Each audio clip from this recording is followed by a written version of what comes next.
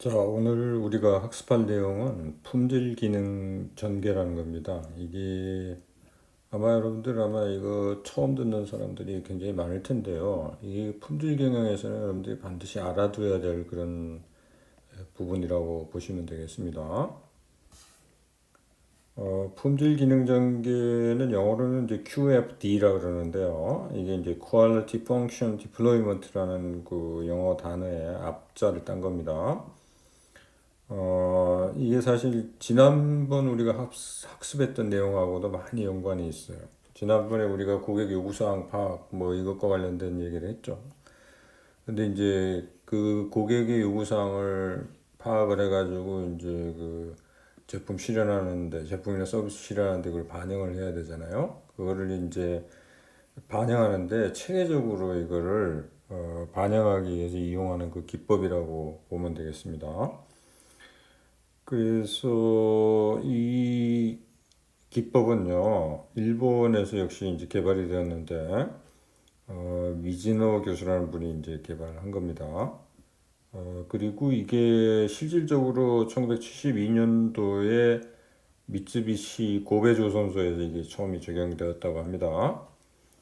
그리고 굉장히 효과를 많이 봤다는 거예요. 이게 그러니까 효과가 어느 측면에서 많이 나오냐면 특히나 그 비용 절감에 굉장한 효과가 있다 그럽니다. 그리고 도요다에서도 이제 1970년대 말에 미니밴 생산할 때 이거 적용해갖고 비용 절감 효과를 얻었고요. 1980년대에는 제록스에게 미국 제록스에 이제 소개가 되었다고 그러고요. 지금은 이걸 많은 곳에서 이거 이용이 되고 있습니다. 실질적으로 이걸 프로젝트를 한번 해볼 수도 있거든요. 일단 그게 뭔지만 여러분들이 알아두면 되기 때문에 저는 이걸 프로젝트로 뭘 한다든지 그런 거는 안 합니다. 그냥 설명만 여러분들한테 하도록 하겠습니다.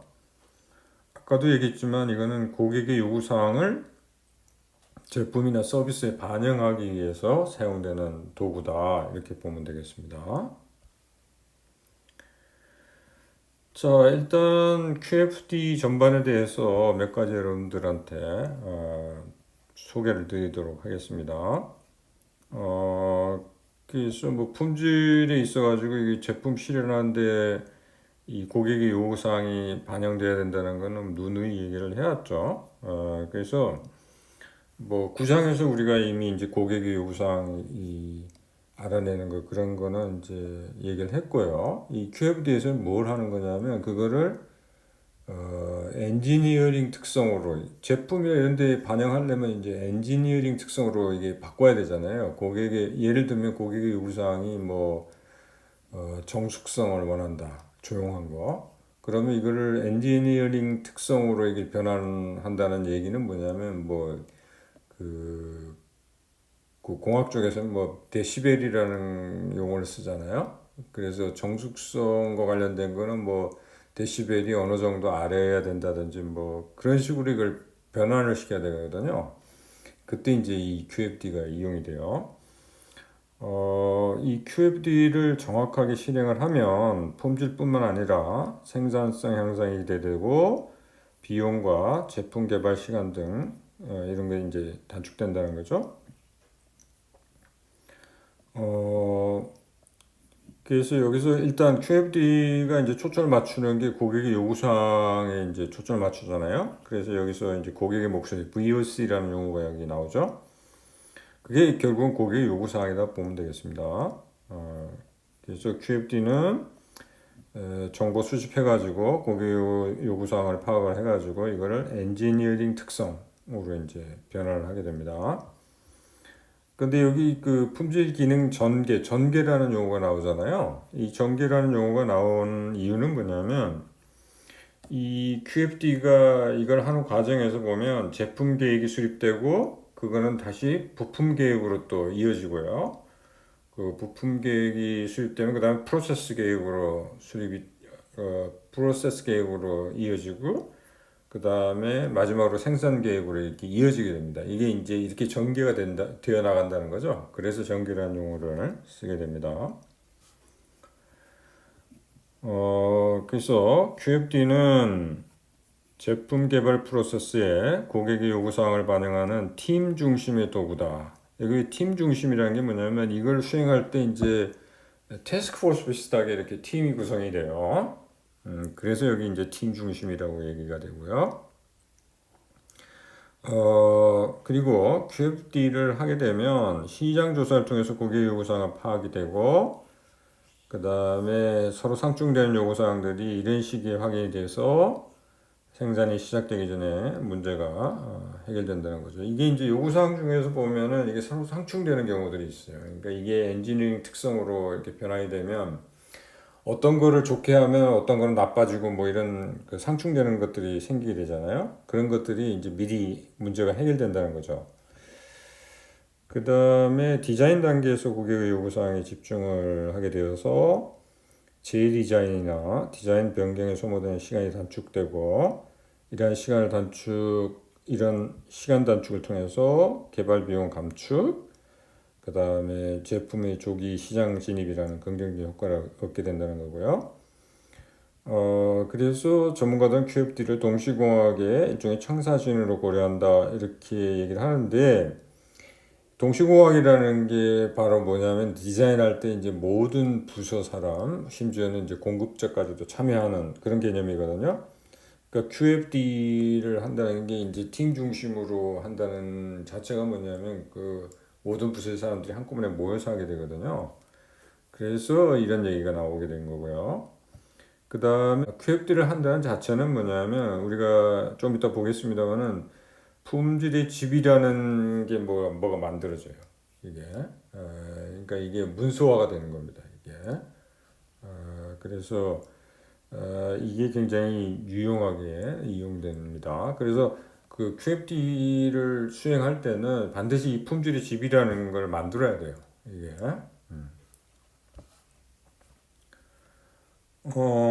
구체적으로 QFD의 그 과정을 보기 전에 장점하고 특성 이런 거를 다시 한번 우리가 보도록 하겠습니다. 그래서 QFD는 이 비용 절감 차원에서 이게 만들어졌는데, 이게 특히 신제품 개발의 시작 비용을 줄이기 위해서 이게 이용되었다고 보면 되고요. 그래서 여러 가지 효과들이 있는데 이미 얘기를 했지만 제품을 개발하는 시간이 단축되고요. 그 다음에 품질 향상이 이루어지고요. 고객 만족도도 향상되고, 그 다음에 고객 가치 측면에서 경쟁자에 대비한 자신의 제품 위치를 결정할 수가 있고, 이건 이제 QFD 만드는 과정에서 경쟁자도 고려를 하게 됩니다. 그 다음에 QFD 매트릭스는 이슈를 이해하는 데 도움이 되고, 디자인팀, 생산팀, 마케팅팀 간의 의사소통을 증진을 시키게 됩니다. 이게 이제 팀 중심이에요, 이게. QFD를 통해서 이런 효과를 얻게 되는 이유는 뭐 몇 가지가 있는데, 첫 번째는 고객 요구사항에 초점 맞춘다는 거, 그 다음에 경쟁자도 고려를 해서 어디에 자원을 우선적으로 투여할 것인지 우선순위 결정 이런 것들도 하게 되거든요. 그 다음에 두 번째, 생산하기 전에 디자인 갈등이 해결된다는 거죠. 그래서 디자인 변경 횟수가 줄어들게 되죠. 그러면 걸리는 시간 자체도 줄고, 그 다음 비용도 줄고 여러 가지 효과들이 있습니다. 세 번째는 조직의 여러 분야로부터 인풋이 요구되어서 각 부서들은 다른 부서들이 무엇을 하는지를 알게 되고 의사소통의 기회가 이제 확대된다는 거죠. 그래서 팀워크가 향상돼서 효율성과 생산성 증대가 기대되고요. 그리고 마지막으로 품질의 집이라는 그 문서가 만들어진다고 그랬죠. 그래서 이게 이제 미래 디자인 개선이나 프로세스 개선에 유용하게 이용된다는 겁니다. 자, 고객의 요구사항 파악부터 이제 시작되거든요. 그래서 이게 이제 이건 뭐 여러 방법이 있겠습니다만은 우리가 구장에서 봤던 카노 모델 이런 것들을 이용을 하면 굉장히 도움이 많이 되겠죠. 그리고 이제 요구사항을 이게 파악을 하게 되면 이제 그걸 이제 정리를 해야 돼요. 그러니까 카노 모델에서는 이미 그게 정리가 좀 되잖아요, 그죠? 이게 반드시 들어가야 될 거, 그다음에 많이 들어가면 들어갈수록 좋은 거, 뭐 이런 식으로 이렇게 구분이 되는데, 그렇게 하고서도 또 이게 세부적으로 또 이렇게 또 요구사항이 이렇게 정리가 될 필요가 있겠죠. 이 요구사항 파악하는 거에 대해서 조금 얘기를 해놨습니다는 그거는 그냥 생략하도록 하고요. 요 밑에 보면 고객의 요구사항 파악과 관련하여 QFD 팀이 알아야 할 게 뭐냐.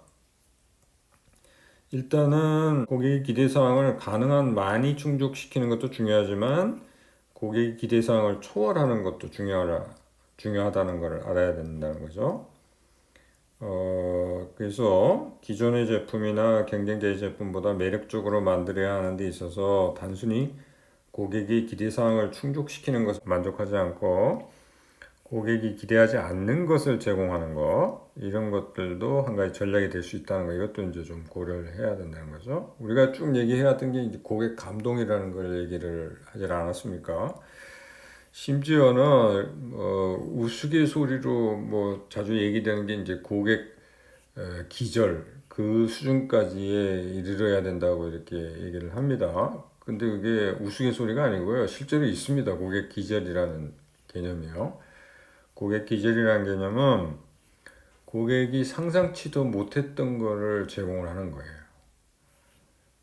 그래서 그 정도까지도 좀 고려를 해야 된다 그 얘기고요. 예로서 자동차 경우에 컵홀더 있잖아요. 그게 옛날에는 고객이 기대하지 않던 것을 이제 제공했는데 이건 완전히 기대 사항이 됐잖아요.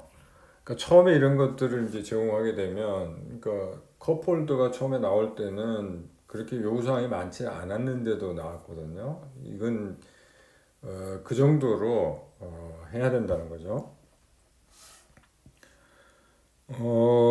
수입된 정보를 정리하는 방법으로서 무슨 여러 가지 이제 다이어그램들이 이용이 되는데, 뭐 유사성 다이어그램, 그 다음에 상호 관계 다이어그램, 트리 다이어그램, 매트릭스 다이어그램, 이런 것들이 이용이 됩니다. 이런 것들이 뭔지 여러분들이 좀 한번 알아두면 좋겠습니다. 그래서 유사성 다이어그램이라는 거는 유사한 것들을 묶는 거죠, 그죠? 그 다음에 상호관계 다이어그램은 그러니까 뭐 요구사항 같은 것들 이런 것들이 서로 관련이 있는지 이런 것들 이제 화살표 같은 거 이용해 가지고 이렇게 표시하는 게 이제 상호관계 다이어그램이고요. 그 다음 트리 다이어그램이라는 건 이제 순차적으로 그죠 이렇게 퍼져나가는 거죠. 그 다음에 매트릭스 다이어그램은 가로 세로 이렇게 항목 나열해 가지고 그죠 그 항목 간의 관계 표시하는 거, 이런 게 이제 매트릭스 다이어그램이 되겠습니다. 요거는 저 뒤에 가면 좀 이 매트릭스 다이어그램은 우리가 이제 품질의 집 만들 때 이게 이용이 되거든요. 그 다음에 유사성 다이어그램이나 뭐 상호관계 다이어그램 이런 것들은 다 뭐 요구사항 정리할 때 이런 것들이 이용이 된다고 보면 되겠습니다. 여기 뭐 그림을 하나 보여드리는데 유사성 다이어그램은 이렇게 막 흩어져 있는 것들을 그죠 묶는 거죠. 유사성 다이어그램이 되겠습니다.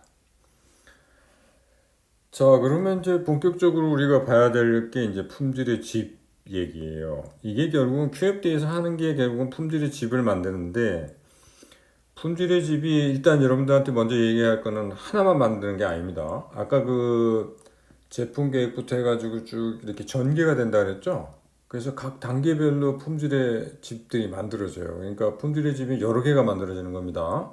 일단 그게 굉장히 중요해요. 여러분들 이걸 품질 경영 QFD 배우고 나서 품질의 집 하나만 만들어진다 이렇게 생각하는 경우들이 많은데, 그건 절대적으로 그건 잘못된 거예요. 품질의 집이 여러 개가 만들어진다 이렇게 보면 되겠습니다. 그걸 나중에 제가 이제 구체적으로 설명을 드리도록 하겠습니다는.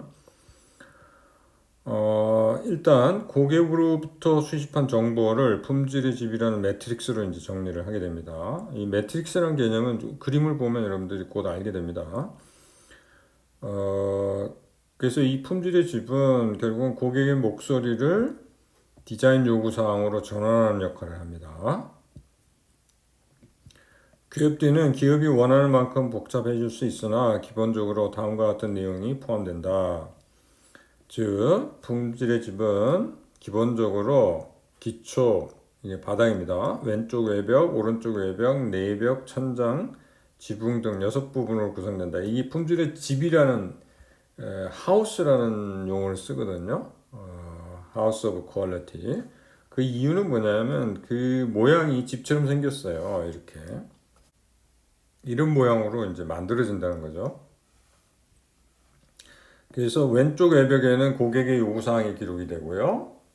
오른쪽 외벽에는 고객의 요구사항에 대한 우선순위가 기록이 되고, 천장에는 엔지니어링 특성이 기록되고, 지붕에는 엔지니어링 특성 간의 관계가 기록이 되고요.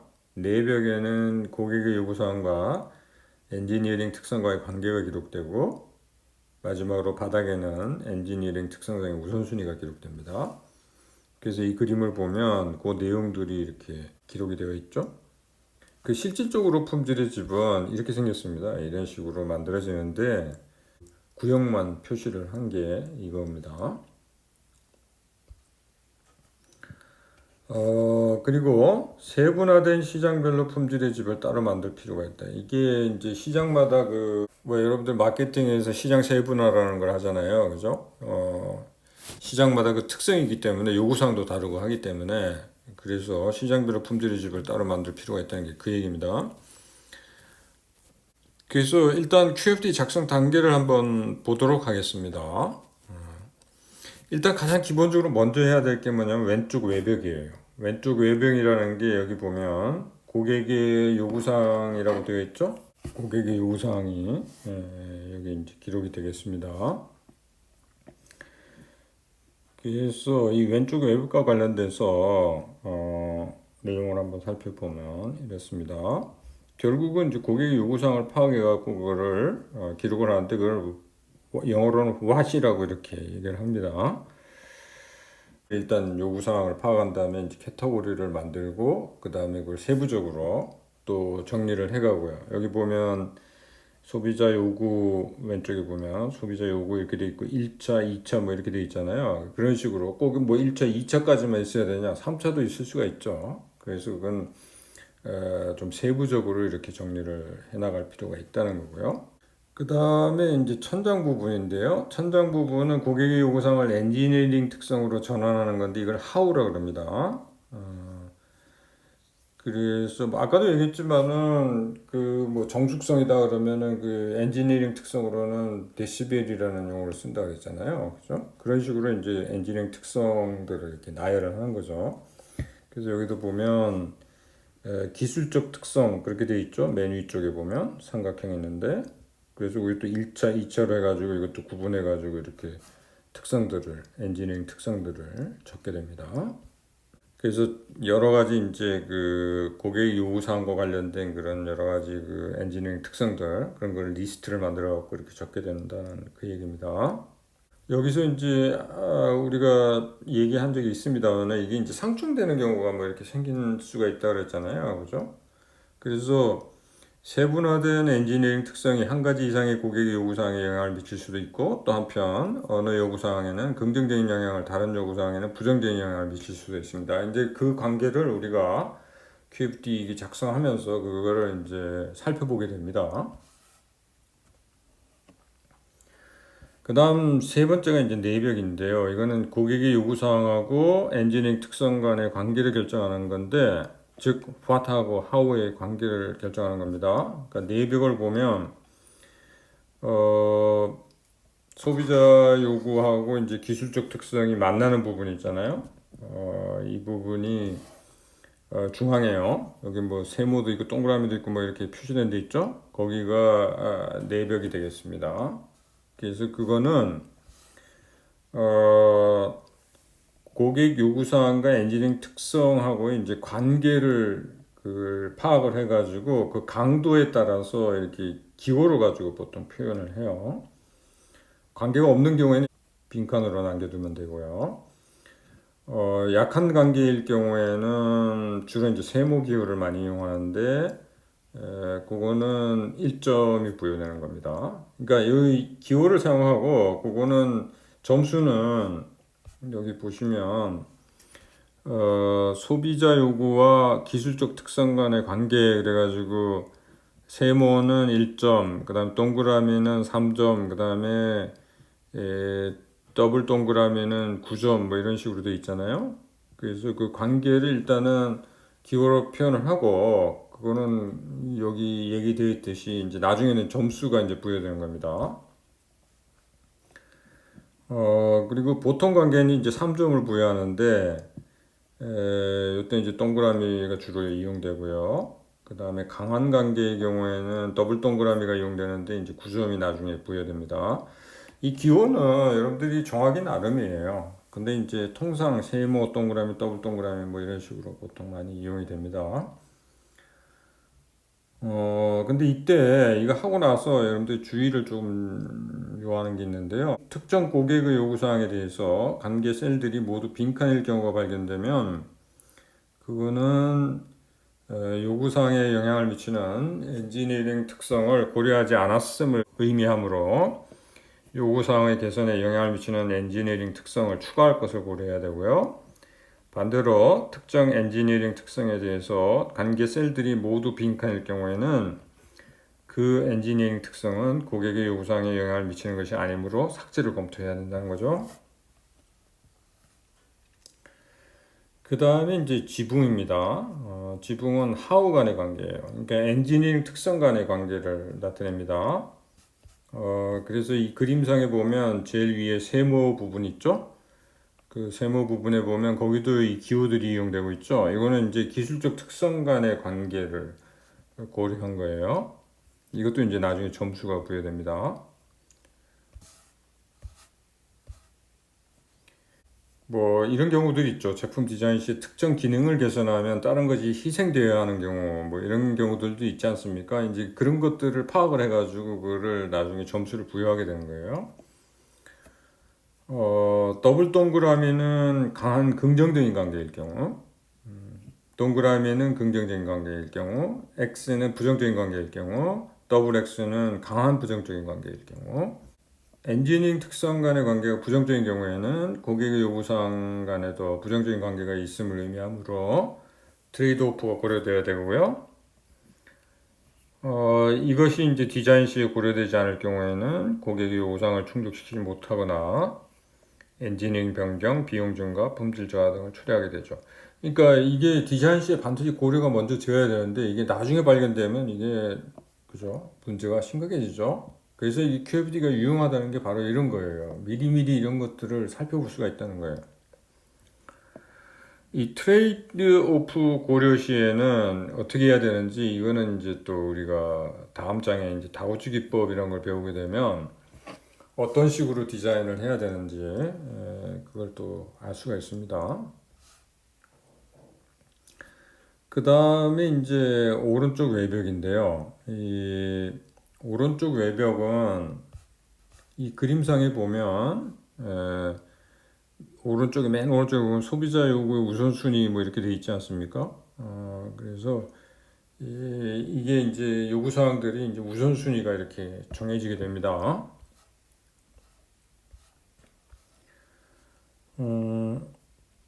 자, 그거 우선순위를 결정하기 위해서 몇 가지 해야 될 것들이 있는데 여기 이제 좀 세부적으로 얘기는 해놨습니다. 결론적으로 보면 절대적 가중치라는 게 나중에 계산이 돼야 되거든요. 이게 그래서 그걸 하기 전에 보면 해야 될 것들이 소비자 경쟁력 평가라는 걸 해야 되고요. 자사 제품하고 타사 제품에 대한 그죠? 1점에서 5점 사이를 이렇게 부여하게 되는 거죠. 요구 사항별로.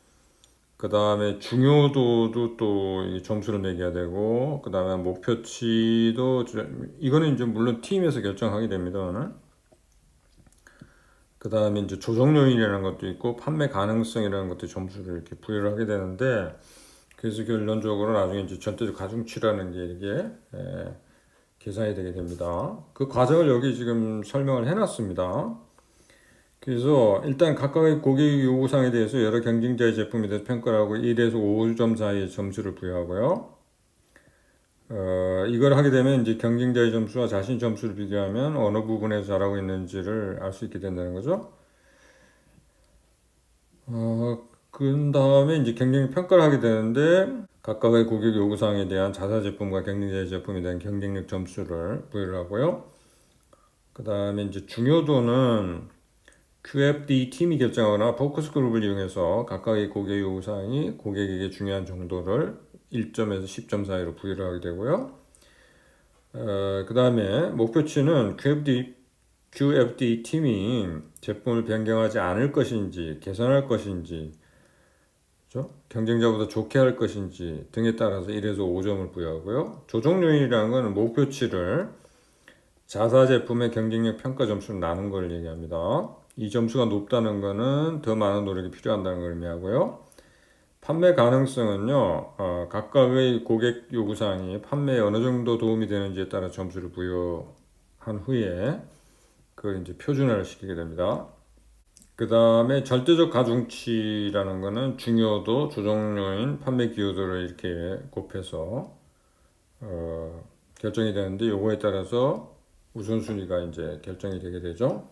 여기서 그 표준화라는 거는 여러분들 왜 통계학에서 그 표준화시키는 방법이 있죠? 표준화시키는 방법이라는 건 각각의 점수에서 이제 평균치를 빼고 그 다음에 그걸 표준표처럼 나눠주는 그런 개념이잖아요, 그죠?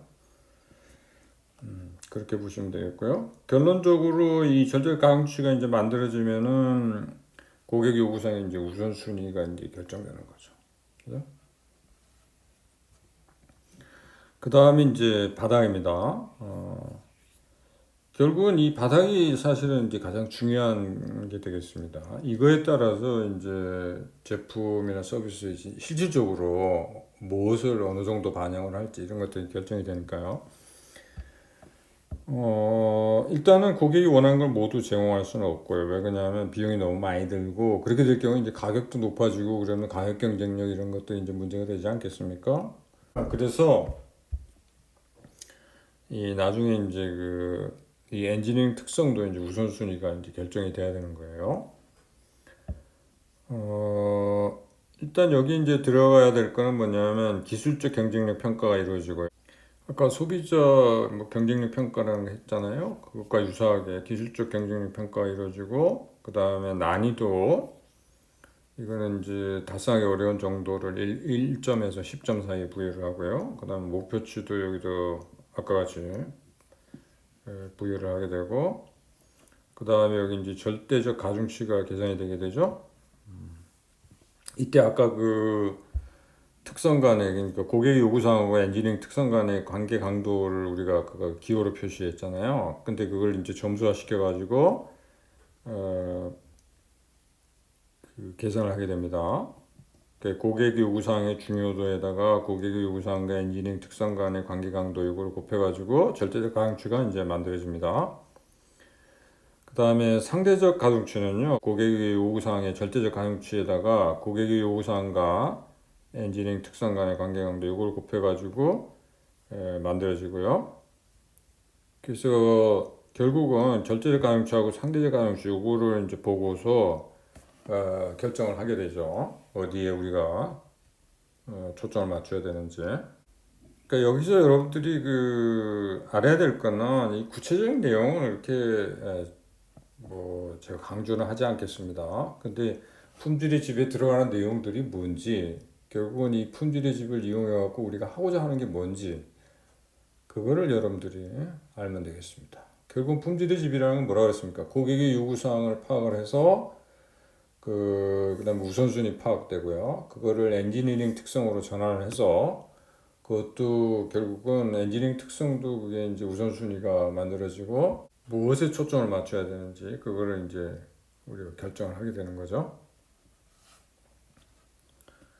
자, 품질 기능 전개에서 전개가 의미하는 거는 그죠? 제품 계획이 수입되면 그다음에 부품 계획이 수입되고 그다음에 프로세스 계획이 수입되고 그다음에 생산 계획이 수입되는 식으로 이렇게 전개가 된다 그랬죠? 그래서 품질의 집이 이 단계별로 만들어져야 되는 겁니다. 일단 제품 계획에서는 개별 고객의 요구사항에 대한 엔지니어링 특성을 결정을 하게 되고요. 그 다음에 부품 계획에서는 단계 1에서 만들어진 엔지니어링 특성을 바탕으로 부품 특성이 결정됩니다. 그 다음에 단계 3은 단계 2에서 만들어진 부품 특성을 바탕으로 프로세스 운영 계획이 만들어지고 그 다음에 이게 만들어지면 그 다음에 마지막으로 생산 계획으로 이어지게 되죠. 그래서 이거는 뭐 그림상으로 이렇게 되어 있습니다. 그래서 제품 계획 단계에서 엔지니어링 특성이 결정되잖아요. 그러면 엔지니어링 특성이 부품 계획 단계에서는 꼭 그 첫 번째 품질을 만들 때 고객 요구사항 그쪽 파트 있잖아요. 거기에 이제 엔지니어링 특성이 들어가게 되고요. 그 다음 천장 부분에는 이제 부품 특성이 들어가게 되죠. 그죠? 부품 계획 단계에서는. 그 다음에 그 다음 단계 넘어가면 여기서 결정된 이제 부품 특성이 다시 또 그죠? 좌측으로 가게 되고 그 다음에 그 천장 부분에는 이제 프로세스가 되겠죠. 이런 식으로 이렇게 전개가 돼가는 거예요. 그러니까 품질이 지금 적어도 4개는 만들어져야 되는 거죠. 그래서 뭐 예를 들면 여기 예를 하나 들어놨습니다. 그래서 제품 계획에서 내구성이라는 고객의 요구사항을 충족시키기 위해서 3년 내에 외관상 부식이 일어나지 않는다는 엔지니어링 특성이 이제 결정된다고 합시다. 그러면 이 엔지니어링 특성을 달성하기 위해서 이제 부품 계획으로 넘어가면 부품 특성이 결정돼야 된다는 거죠. 여기서 뭐 부품 특성이라면 예를 들면 뭐 최소의 페인트 두께는 어느 정도 돼야 된다든지 최대의 크리스탈 표면 처리는 어떻게 된다든지 뭐 이런 게 이제 결정된다고 합시다. 특성이. 그러면 이거를 달성하기 위해서 이제 프로세스가 필요하겠죠. 그 프로세스 계획에서 이제 그게 결정되는 겁니다. 뭐 삼중 페인팅 프로세스 적용을 한다든지 딥탱크를 이용한다든지 뭐 이런 게 이제 결정이 되겠죠. 그러면 이게 이제 다시 마지막에 이제 생산 계획으로 넘어가게 되면 이걸 달성하기 위해서 구체적으로 이제 파라미터 같은 게 이제 결정되겠죠. 생산과 관련된 파라미터 같은 게 이제 결정이 된다는 거죠. 그런 식으로 이렇게 전개가 된다는 겁니다. 자, 이걸 실제로 이제 구체적인 사례를 가지고 한번 해보면 더 도움은 되겠지만, 그냥 여기서 여러분들이 알아야 될 거는 계략적인 거 있잖아요. 이 품질 기능 전개라는 게 뭐다. 그 정도만 여러분들이 알면 되겠습니다. 자, 그러면 오늘 수업은 여기서 마치도록 하겠습니다.